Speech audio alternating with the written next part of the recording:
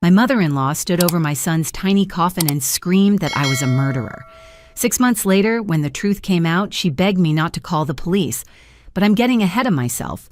Let me tell you how a loving grandmother became the architect of our family's destruction, and how a handful of pretty pills shattered everything I thought I knew about trust. My name is Deanna. I'm 32 years old, and I used to believe that family meant safety. I was the school nurse at Riverside Elementary, the one kids ran to with scraped knees and stomach aches. Parents trusted me with their babies every day, but I couldn't protect my own son from the person who claimed to love him most. Bennett was 4 years old when he died. We called him Benny, and he was pure sunshine wrapped in dinosaur pajamas and sticky fingers. That morning, he'd shown me a rock he found in the backyard, convinced it was a real dragon egg. "Mommy, when it hatches, can we keep the dragon?" he asked, his blue eyes serious as a judge. I told him yes, of course we could keep the dragon. I never got to find out what he would have named it. His sister Rosalind was 6, my careful firstborn with brown eyes that noticed everything. She was the kind of child who arranged her crayons by color and always remembered where I left my keys. "Mommy's little helper," I called her, and she wore that title like a crown. The day Benny died, she was coloring a picture of our family. 4 stick figures and a dog we didn't have, but she desperately wanted. Normal childhood dreams on a piece of construction paper that would become evidence. My husband Philip worked as an accountant downtown, the kind of man who balanced our checkbook to the penny and never forgot to change the oil in our cars. We'd been married 8 years, together since college, living in the perfect suburban house his mother helped us buy. That house was supposed to be our forever home. Instead, it became a crime scene where nobody knew a crime had been committed. And then there was Judith, my mother-in-law, 58 years old, a retired pharmacist who kept her silver hair in a perfect bob and her opinions about my parenting in endless supply. She lived 3 blocks away, close enough to drop by unannounced, far enough to maintain the illusion of boundaries. Every Sunday, she brought her famous potato casserole and a new criticism disguised as helpful advice. "Deanna, dear, Benny seems hyperactive. Have you considered cutting sugar from his diet?" Or, "Rosalind is too quiet. You should enroll her in dance classes to bring her out of her shell." My younger sister Mallory was my lifeline, the only person who ever told Judith to back off. At 29, she was single, fierce, and devoted to being the fun aunt who snuck my kids extra dessert and taught them card games I pretended not to notice. "That woman would criticize the way you breathe if she could," Mallory would say after Sunday dinners. "Don't let her get in your head." But Judith was already in my head, planting seeds of doubt about every parenting decision I made. Was Benny too energetic? Was Rosalind too withdrawn? Was I working too much? Not enough? The questions multiplied like cells, spreading through my confidence until I second-guessed everything. The day it happened started with such ordinary moments. Benny spilled orange juice on his favorite T-Rex shirt at breakfast. Rosalind reminded me about her show and tell tomorrow. Philip kissed us all goodbye, running late for an early meeting. I was supposed to deep clean the house while the kids spent the day at Judith's. She'd offered the night before, patting my hand with her manicured fingers. "You look exhausted, dear. Let me take them for the day. You need a break." I should have said no. That's the thought that haunts me, the one that wakes me at 2:47 a.m. every night, the exact time Philip called to say Benny was at the hospital. I should have kept my babies with me. I should have trusted my instincts over her insistence. I should have known that sometimes the most dangerous people come bearing casseroles and calling you dear. But I didn't know. I kissed my children goodbye that morning, told them to be good for Grandma, and spent the last normal hours of my life scrubbing bathroom tile, unaware that 3 blocks away, my mother-in-law was handing my son his death disguised as candy, while my daughter watched and remembered every detail that would later save us all. Life in our suburban Minneapolis home was picture-perfect on paper. We had the 2-story colonial with blue shutters, the kind real estate agents call family-friendly, with its fenced backyard and tree-lined street. Philip and I had worked so hard for that life, saving every penny, taking extra shifts, dreaming about the family we'd raise behind those blue shutters. Benny was born on a snowy December morning, arriving 2 weeks early as if he couldn't wait to join the party. From day one, he was motion and noise, a tiny hurricane of enthusiasm who approached life like it was the best gift he'd ever received. By age 4, he'd developed an obsession with dinosaurs that bordered on scholarly. He knew the difference between a Parasaurolophus and a Corythosaurus, could tell you what period they lived in, what they ate, whether they were nice dinosaurs or mean ones. "This one's a Pachycephalosaurus, Mommy," he'd explain, holding up a plastic figure. "They bonked heads like rams, but not to be mean, just to say hello." Then he'd gently bonk his forehead against my knee, giggling at his own demonstration. Roslyn was different, born cautious and contemplative. While Benny charged through life, she observed it, processing everything through those watchful brown eyes. She'd organize Benny's dinosaurs by size while he napped, create elaborate stories with her dolls, where everyone followed the rules and nobody got hurt. At 6, she could already read chapter books, preferring to spend Saturday mornings curled beside me on the couch with Charlotte's Web or Matilda, while Benny built block towers just to knock them down. "Why does he do that, Mommy?" she asked once, watching her brother destroy his own creation with glee. "Because sometimes the fun is in the making, not the keeping," I told her, though I knew she'd never quite understand that philosophy. Philip was the stability between our two extremes. Every evening at 6:15, his car would pull into the driveway. By 6:17, Benny would be climbing him like a jungle gym while Roslyn waited her turn for a proper hug. We'd eat dinner together at the round kitchen table, Philip asking about everyone's day with genuine interest, making even Benny's rambling stories about playground adventures seem important. "And then Tommy said dinosaurs aren't real anymore, but I told him they're just sleeping in rocks," Benny would report, spaghetti sauce on his chin. "That's one theory," Philip would say seriously. "What do you think, Roslyn?" She'd consider carefully. "I think they became birds. That's what my library book says." This was our rhythm, our normal. Breakfast chaos, work and school, evening reunions, bedtime stories. Weekends at the park, grocery shopping with 2 kids arguing over cereal choices, family movie nights where Benny always fell asleep halfway through. But Sundays belonged to Judith. She'd arrive at 4 o'clock sharp, carrying her covered casserole dish like a passport to our home. The routine never varied. She'd kiss Philip first, her beloved son, then acknowledge me with an air kiss that never quite touched my cheek. The children would receive real hugs, though I noticed she held Benny a beat longer than Roslyn, smoothing his wild hair with proprietary hands. "How's my best boy?" she'd coo, and I'd bite my tongue at the favoritism. During dinner, she'd pepper me with questions disguised as conversation. "Are you still working full-time, Deanna? It must be so hard on the children." Or, I read an article about limiting screen time. "How many hours do you allow?"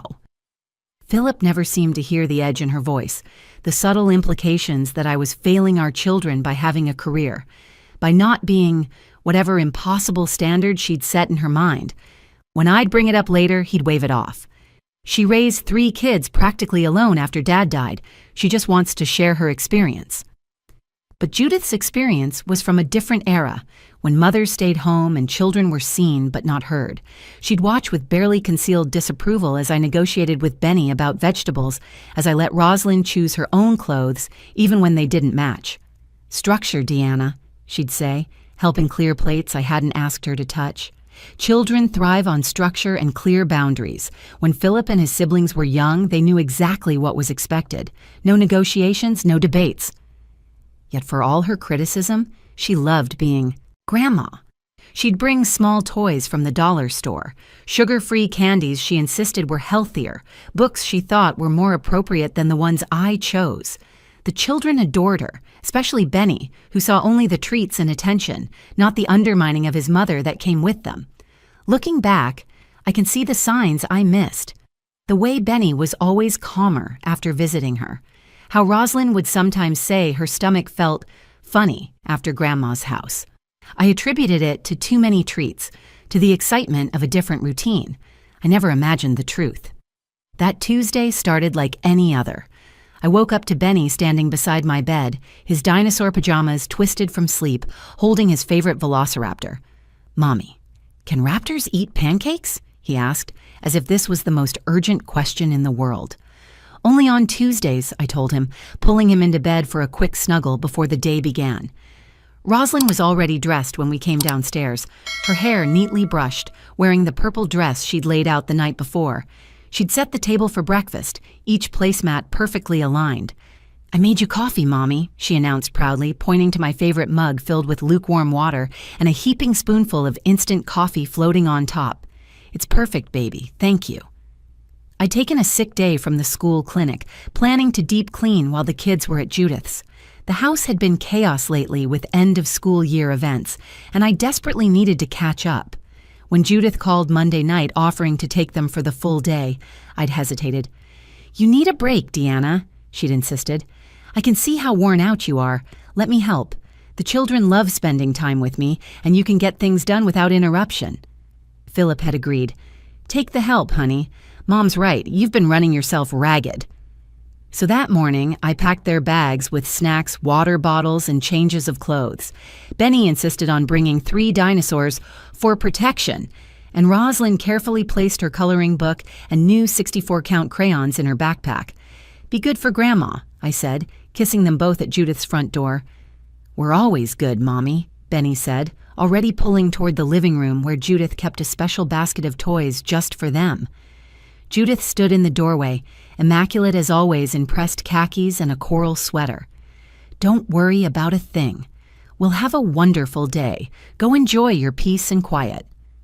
I spent the morning scrubbing bathrooms, organizing closets, finally tackling the playroom that looked like a dinosaur battlefield. I was folding laundry when my phone rang at 2:47 p.m. Philip's name on the screen made me smile. He never called during work. "Hey, honey, what's—" "Deanna, it's Mom." His voice was wrong, all wrong, hollow and stretched thin. "Benny's at the hospital. He choked on something. You need to come now." The drive to Minneapolis Children's Hospital was both instant and eternal. I ran red lights, my hands shaking on the wheel, prayers I hadn't said since childhood spilling from my lips. "Please, God, please let him be okay. He's just a baby. Please." I found them in the pediatric ICU waiting room. Judith sat holding Rosalind, who looked impossibly small in the oversized chair. Philip was pacing, his tie loosened, shirt untucked. His sister Nora was there, and his brother Thomas, though I couldn't process how they'd arrived so quickly. "Where is he? Where's my baby?" I pushed past them toward the ICU doors. Judith grabbed my arm, her fingers digging in hard enough to bruise. "This is why I told you not to leave candy lying around the house. He got into your purse when I was helping Rosalind with her coloring." "What? I don't keep candy in my purse?" "Don't lie now." Her voice rose to nearly a shriek. "The paramedics found red candy pieces. I tried to get them out, but he'd already swallowed some. You never watched him properly. You were always too busy with your work, always distracted. I told you children need supervision every second." "Mom, stop," Philip said weakly, but she was building momentum. "That child was always putting things in his mouth because you never taught him better. Too permissive, too lazy to set proper boundaries. And now look what's happened." The double doors opened. A doctor in scrubs emerged, and I knew from his face. I knew before he opened his mouth, before he said the words that would divide my life into before and after. "Mrs. Patterson, I'm Dr. Hendricks. We need to talk about Bennett." He led us to a small room with a box of tissues on every surface. The words came in fragments my mind couldn't assemble into meaning. Couldn't clear the airway completely. Too much swelling. Cardiac arrest. Did everything we could. So very sorry. Benny died at 3:23 p.m. I didn't get to hold him. I didn't get to say goodbye. He died surrounded by strangers trying to save him while I was at home folding his dinosaur sheets, organizing his toys, preparing his room for a boy who would never come home. The last thing I'd said to him was, "Be good." The last thing he'd said to me was, "We're always good, Mommy." He was. He was always good. He was perfect. The funeral was a blur of black clothes and casseroles, hushed voices, and the sickly, sweet smell of lilies. Benny looked wrong in the tiny suit Judith had insisted on buying. Nothing like the wild-haired boy who lived in dinosaur pajamas. I'd wanted to bury him in his T-Rex shirt, but Philip said his mother was right, that Benny should look presentable. "Presentable for who?" I'd screamed. "He's 4 years old. He's my baby." But I lost that fight, like I was losing everything else. At the service, Judith positioned herself as the grieving grandmother, accepting condolences like a receiving line while I sat frozen in the front row. When people approached me, she'd intercept them. "Deanna's not doing well," she'd whisper. "The guilt, you understand. When a mother's negligence causes something like this, the burden is unbearable." The whispers spread through the church like poison. I could feel the shift in how people looked at me, sympathy morphing into judgment. Philip's family closed ranks around Judith. His sister Nora cornered me by the bathroom. "Deanna, we're all grieving, but you need to take responsibility. Mom says you regularly left Candy within reach." "That's not true. Denial won't bring him back," she said, walking away before I could respond. 2 weeks after the funeral, I came home from the grocery store to find Philip packing suitcases in our bedroom, not his clothes, Rosalind's. "What are you doing?" He wouldn't look at me. "Mom thinks it's best if Rosalind stays with her for a while, just temporarily. She needs stability right now, and you're barely functioning." "She needs her mother." "Does she?" He finally met my eyes, and the hatred there knocked the breath from my lungs. Her mother who couldn't keep her brother safe, who left Candy where a 4-year-old could reach it. "Every time I look at you, Deanna, I see him choking while you weren't there, while you were home cleaning instead of watching our son. I wasn't even there. Your mother was watching him. Because you asked her to. Because you needed a break, always needing breaks, always too tired, too busy, too something to just be a mother." He left that night with Rosalind, who clung to me at the door. "I don't want to go, Mommy. Please don't make me go." "It's just for a few days, baby," I lied, smoothing her hair. "Be good for Daddy and Grandma." Those few days turned into weeks. Philip served me with separation papers. Judith filed for grandparent rights, claiming I was an unfit mother drowning in grief and guilt. My visiting time with Rosalind was reduced to supervised hours at Judith's house, where she'd hover over us, correcting everything I said or did. "Don't fill her head with fantasies," she'd snap when I read Rosalind's stories. "Children need truth, not fairy tales." The house became a mausoleum. I'd sit in Benny's room for hours, holding his stuffed stegosaurus, breathing in the fading scent of him on his pillow. Only Mallory still came by, bringing food I couldn't eat, sitting with me in silence when words were too heavy. One night, she found me sorting through my purse obsessively, the same purse Judith claimed had contained the candy.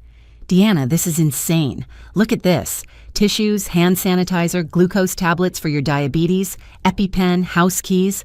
Where's all this candy you supposedly had?" She said the paramedics found red pieces. "Red candy that you, allergic to red dye, number 40, just happened to have? When did you suddenly start carrying around something that could kill you?" That stopped me cold. She was right. I hadn't thought about it in the fog of grief, but I never ate anything red, never bought anything red. One accidental ingestion in college had taught me that lesson with hives and a trip to the ER. "I need the autopsy report," I said, something sparking alive in my chest for the first time in weeks. "Now you're thinking," Mallory said. "Something's not right here. Fight back, Deanna." I called the medical examiner's office the next morning, then again that afternoon, then every day for a week until they knew my voice. "These things take time, Mrs. Patterson. Full toxicology, detailed analysis. It could be 6 to 8 months. My daughter needs me now. My husband is leaving me now. I'm losing everything now." "I understand, but we have procedures. The case isn't marked as suspicious, so it's not priority." I started documenting everything I could remember.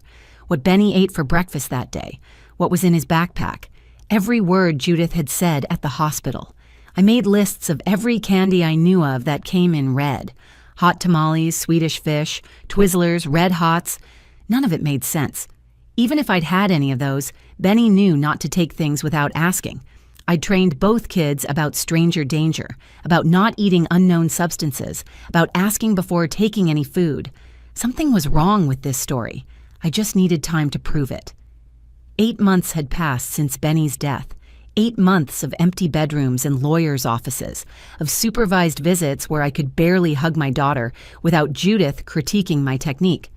The divorce papers sat on my kitchen counter next to foreclosure warnings because I couldn't afford the mortgage alone. I'd lost 20 pounds, stopped answering calls from concerned coworkers, existed on coffee and the sheer determination to prove I wasn't the monster they'd painted me to be. The medical examiner's office called on a Thursday afternoon while rain hammered against the windows. "Mrs. Patterson, your son's complete autopsy report is ready for pickup." I drove through the storm, hydroplaning twice, not caring if I wrapped my car around a tree as long as I got there first. The clerk handed me a manila envelope that weighed nothing and everything simultaneously. I sat in my car in the parking garage, rain thundering on the roof, and tore it open. Pages of medical terminology, measurements, observations. Then I found it. The toxicology report. Foreign body obstruction identified as multiple tablets of phenobarbital, partially dissolved, coated in red confectionery shell, marketed under brand name Luminal, commonly prescribed for seizure disorders, an essential tremor. Tablets modified with candy coating to appear as confectionery items. Phenobarbital. Judith's medication. I remembered now with crystal clarity. Sunday dinners where she'd excuse herself to take her nerve pills, the distinctive white bottle she kept in her purse. "For my tremor," she'd explained once when Rosalind asked about the pretty red pills, "Grandma's special medicine." My hands shook so violently I could barely start the car. I drove straight to Judith's house through the rain, the report clutched against the steering wheel. No plan, no script, just rage so pure it burned through 8 months of grief and guilt. Philip answered the door, Rosalind beside him in pajamas, though it was only 6 in the evening. My daughter looked thinner, pale, her spark dimmed to barely an ember. "Deanna, it's not your visitation day. We need to talk. Now." Something in my voice made him step back. I pushed past him into the living room where Judith sat in her recliner, working on a crossword puzzle as if the world hadn't ended 8 months ago. I slammed the report on the coffee table. "Read it. Deanna, really, this dramatics. Read it." Philip picked up the papers, his face changing as he processed the words. "Mom, what is phenobarbital?" Judith's pencil stopped moving. "It's my medication. You know that." "It wasn't candy," I said, my voice deadly calm. "The red pieces the paramedics found. It was your medication, Judith. Your pills killed my son." The pencil fell from her hand. "That's impossible. That's absolutely impossible." "Phenobarbital tablets with red candy coating. Your specialty medication that you kept talking about. The ones the pharmacy made special for you because you couldn't swallow regular pills." "Grandma gave Benny the pretty pills." Every head in the room snapped toward Rosalind.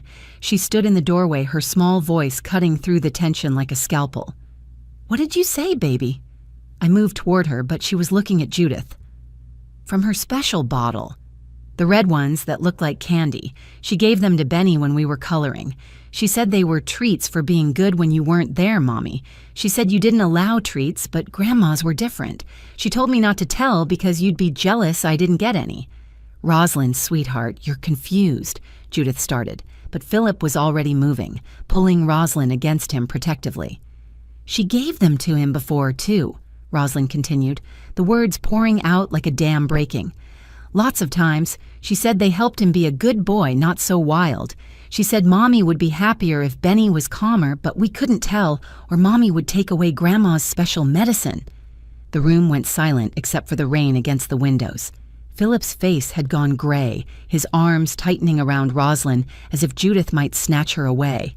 "Mom," he whispered, "tell me this isn't true. Tell me you didn't give my son your prescription medication." Judith's mouth opened and closed, her carefully composed face crumbling. "I thought they were breath mints. The pharmacy gave me the wrong bottle once. They looked like candy. Red candy coating, I didn't know." "You didn't know?" My voice was rising. "You're a retired pharmacist. You didn't know you were giving a 4-year-old phenobarbital? It was an accident, a mistake. But if you'd been watching him properly, if you'd been there instead of always pawning them off on me, you offered to watch them. You insisted. You said I looked tired, said I needed a break.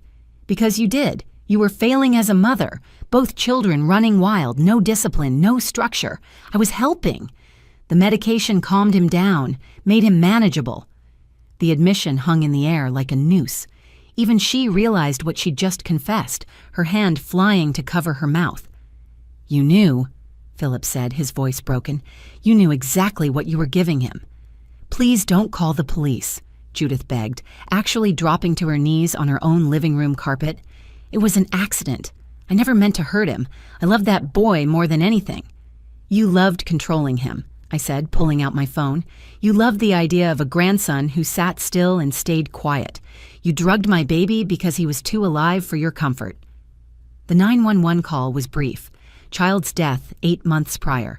New evidence of poisoning. Confession recorded on my phone. They arrived within minutes. 2 officers who looked barely older than college students taking Judith away in handcuffs while she sobbed about accidents and good intentions. The trial lasted 3 weeks. The prosecution revealed Judith had been medicating both children for nearly a year. Rosalind's mysterious stomach aches after Grandma's house, side effects from smaller doses, Benny's unusual calmness after visits, the pills working as intended. She genuinely believed she was helping, creating better-behaved grandchildren her son could be proud of. The pharmacy records showed she'd been refilling her prescription twice as often as she should have needed to. When questioned, she admitted to crushing pills into juice, hiding them in pudding, and yes, giving them whole as special treats only grandparents could provide. "I was trying to help Deanna," she testified, still unable to see her crime. She was overwhelmed. The children were suffering from lack of discipline. A little medication to calm them down seemed harmless. She got 3 years in prison for involuntary manslaughter and child endangerment. The judge called her actions a grotesque violation of trust and retroactively revoked her pharmacy license. 3 years for a lifetime without my son. It didn't feel like justice, but then nothing could. Philip tried to salvage our marriage. He showed up at the house with flowers, with apologies, with tears I'd never seen him cry before. "I should have believed you," he said, kneeling beside my chair one evening. "I should have stood by you. When you needed me most, I chose my mother. I failed you in every way a husband could fail." "You didn't just fail me," I told him. "You abandoned me. You took my daughter when I was drowning.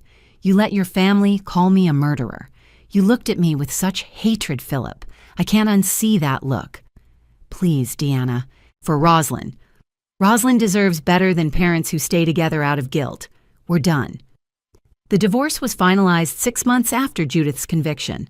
I got primary custody of Rosalind, the house, and a formal written apology from Philip that I never asked for, but he insisted on providing. He sees Rosalind every other weekend, picks her up from school on Wednesdays. We're civil, even friendly sometimes, but the trust is gone forever. Mallory helped us move across town, away from the memories that haunted every corner. Our new apartment is smaller but brighter, with a view of a park where Rosalind likes to read under the oak trees. She's in therapy twice a week, working through the guilt of not telling anyone about the pretty pills sooner. "I thought I was being good by keeping the secret," she told me one night, curled against my side on the couch. "Grandma said good girls don't tattle." "Good girls protect their brothers," I told her. "You were too little to understand what was happening. None of this was your fault." "Was it Grandma's fault?" I thought carefully about my answer. Grandma made dangerous choices because she thought she knew better than everyone else. She hurt people she claimed to love because she cared more about control than safety. Yes, baby, it was Grandma's fault. I still work as a school nurse, but now I look at children differently. I document everything, question every unexplained symptom, double-check every medication log. When grandparents pick up sick kids, I watch for signs I missed before. Not every danger announces itself. Sometimes it comes wrapped in love and good intentions. Last month, on what would have been Benny's 6th birthday, Rosalind and I went to his grave with a toy T-Rex and a chocolate cupcake. "Do you think he knows we miss him?" Rosalind asked, arranging the dinosaur just so against his headstone. "I think he knows we love him," I said, "forever and always." "Mom, are you still sad?" "Every day. But I'm grateful too. Grateful I had him for 4 years. Grateful you're here with me. Grateful the truth finally came out." We stood there as the sun set, my daughter's hand in mine, 2 survivors of a grandmother's twisted love. The hardest lesson I've learned? Sometimes the people who claim to love you most are the ones capable of the greatest harm. Trust is precious and fragile, and once broken, can never fully heal. But we're healing anyway, Roslyn and I, one day at a time. If you found this story compelling, please share it with others who need to hear that mothers' instincts are usually right. Like this video if it resonated with you, and don't forget to subscribe to our channel for more true stories of survival, justice, and the strength to rebuild after unimaginable loss. Your comments mean everything, so please share your thoughts below. Thank you for listening to our story.